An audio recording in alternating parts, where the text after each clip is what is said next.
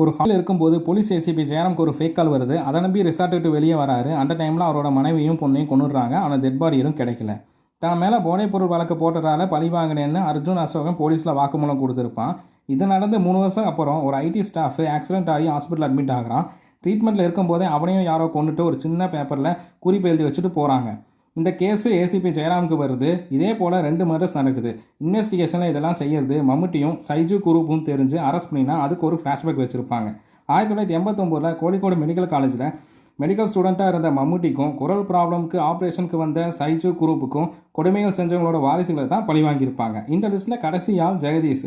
இவரோட பொண்ணு ஃபாரின்ல இருக்கும். அதனால் இவரையே மர்டர் பண்ண பிளான் பண்ணியிருப்பாங்க. அந்த டைமில் போலீஸ் அரெஸ்ட் பண்ணிடுவாங்க. ஆனாலும் அவருக்கு விஷம் கொடுத்துருப்பாங்க. அந்த வாரிசனோட அப்பாக்களும் உண்மையெல்லாம் தெரிஞ்சனால சூசைட் பண்ணிக்குவாங்க. கிளைமேக்ஸில் ஒய்ஃபுக்கும் குழந்தைக்கும் என்ன ஆச்சுன்னு அர்ஜுன் அசோகன்ட்ட கேட்பாரு. முடிஞ்சா கண்டுபிடின்னு சொல்கிறான். அதோட மூவி முடியுது. நன்றி, வணக்கம்.